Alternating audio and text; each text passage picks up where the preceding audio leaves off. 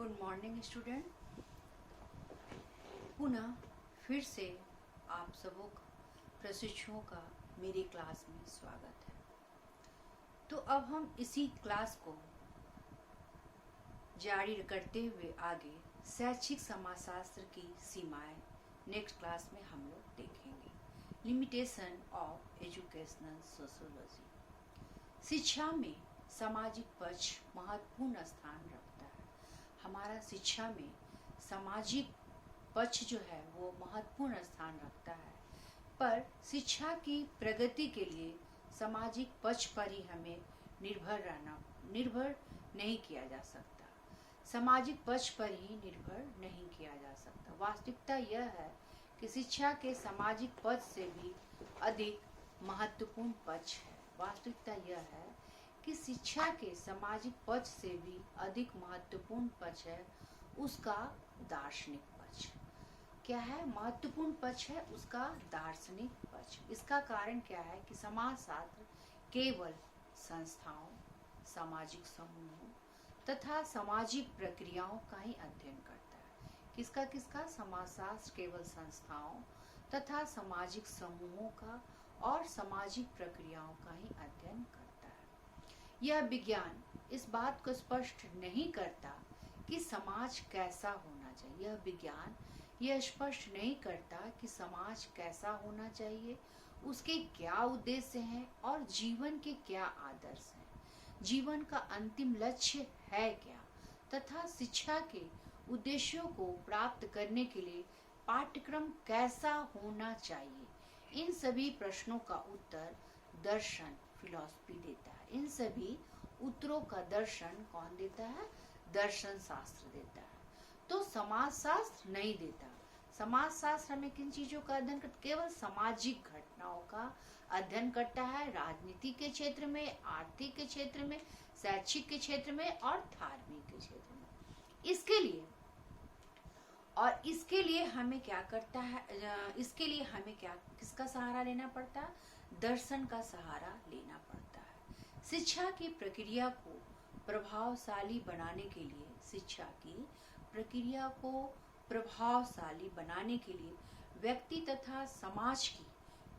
तथा समाज की मनोवैज्ञानिक स्थिति का ज्ञान नहीं होगा, उस समय तक शिक्षा की प्रक्रिया को क्या करता है? प्रभावशाली नहीं बनाया जा सकता। व्यक्ति तथा समाजशास्त्र की समाज में मनोवैज्ञानिक स्थिति का ज्ञान नहीं होगा, उस समय तक शिक्षा की प्रक्रिया को प्रभावशाली नहीं बनाया जा सकता। अन्य विधियों को प्रभावशाली बनाने के लिए हमें किसका सहारा लेना पड़ता है? मनोविज्ञान की परम आवश्यकता होती है। ठीक है, यहाँ तक उक्त विवरण से क्या स्पष्ट हो जाता है कि शैक्षिक समाजशास्त्र की क्या है? कुछ सीमाएं हैं और उन सीमाओं के कारण शिक्षा की जो प्रगति है केवल शैक्षिक समाजशास्त्र पर निर्भर रहना हमारे लिए क्या है? उचित नहीं है। सिर्फ शैक्षिक समाजशास्त्र पर हम शिक्षा की प्रगति को नहीं रख सकते। इसके लिए हमें क्या देखना होगा कि हमारा शैक्षिक समाजशास्त्र का शिक्षा पर क्या प्रभाव पड़ा, क्या इफेक्ट पड़ा, ये हमें आगे देखना होगा कि शिक्षा समाजशास्त्र का शिक्षा पर क्या प्रभाव पड़ा। शिक्षा के द्वारा मनुष्य के ज्ञान में वृद्धि की जा सकती है। शिक्षा के द्वारा ही मनुष्य के ज्ञान में क्या है? वृद्धि की जा सकती है और उसके आचरण को भी हम क्या करते हैं? निश्चित दिशा दे सकते हैं। किसके द्वारा? शिक्षा के द्वारा। तो शिक्षा के द्वारा ही उसमें विचार करने एवं सत्य असत्य में भेद करने की शक्ति का विकास होता है। सत्य असत्य, आचरण, व्यवहार, इन सब चीजों के बाद भेद करने शक्ति का विकास इसी में होता है। सत्य और असत्य, उचित और अनुचित, सत्य असत्य की विजय शिक्षा के द्वारा ही समाज में राजनीतिक जागरूकता आती है। क्या आती है? राजनीतिक जागरूकता आती है और व्यक्ति अपने अधिकार एवं कर्तव्य से परिचित होते हैं। शैक्षिक समाजशास्त्र की सहायता से शिक्षा की अवधारणा को क्या होता है? सहायता मिलता है। शैक्षिक समाजशास्त्र की सहायता से शिक्षा की अवधारणा को समझने में क्या होती है? सहायता मिलती है। पहला क्या है कि शैक्षिक समाजशास्त्र के प्रभाव से जनहित शिक्षा है ना, पूरे जन जन तक पहुंचाने की शिक्षा का क्या हुआ, आंदोलन प्रारंभ हुआ।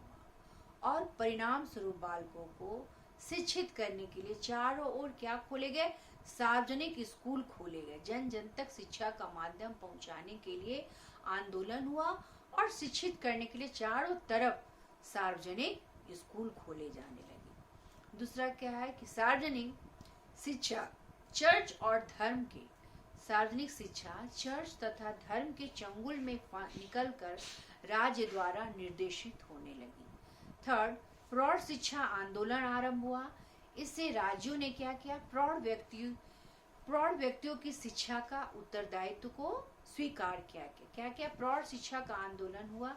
जिस तरह गांव और नगरों में क्या हो गया, राज्यों में प्रौढ़ व्यक्तियों को शिक्षित करने के लिए रात्रि पाठशाला भी खुलने लगे।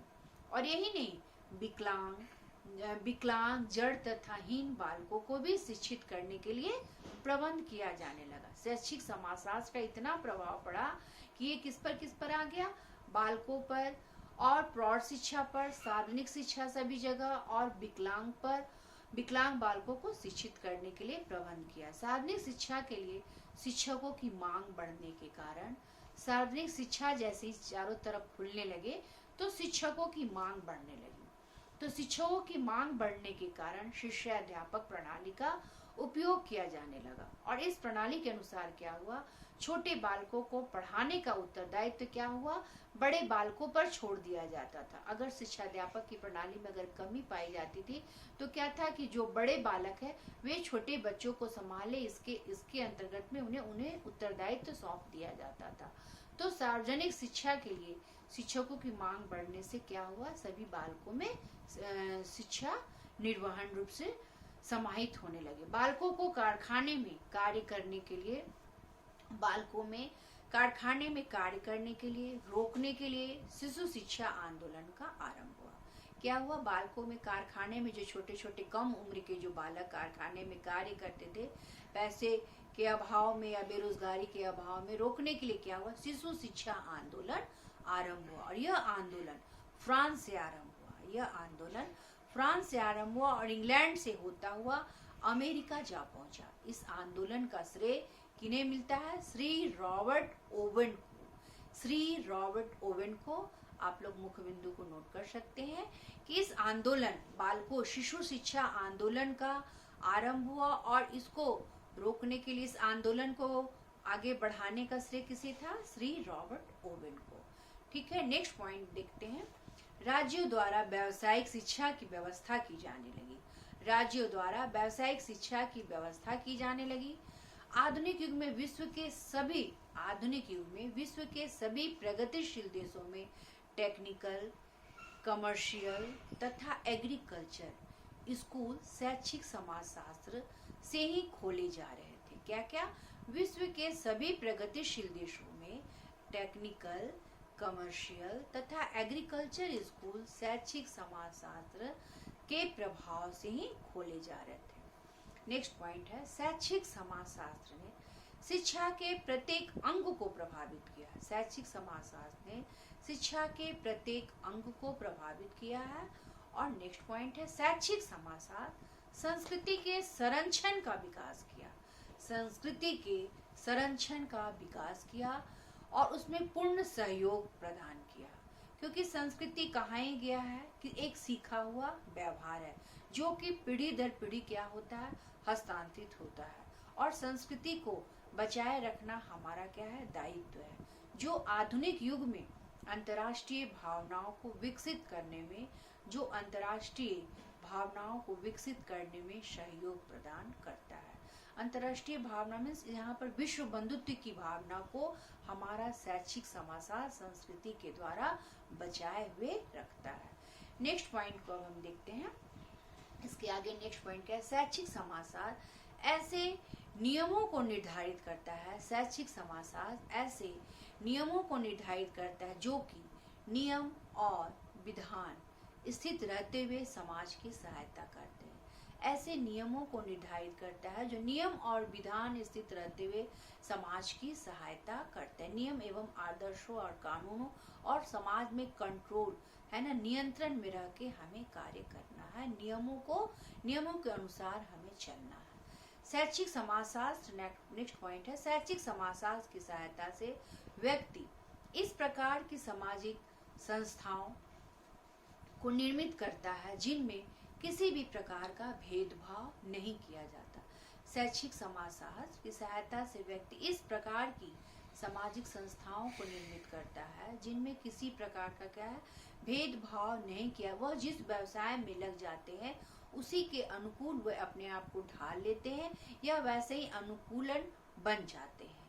नेक्स्ट पॉइंट है, शैक्षिक समाजशास्त्र शिक्षा के क्षेत्र में। शैक्षिक समाजशास्त्र शिक्षा के क्षेत्र में प्रत्येक व्यक्ति को इस प्रकार बनाने का प्रयास करता है कि वह क्या हो, सुखमय जीवन।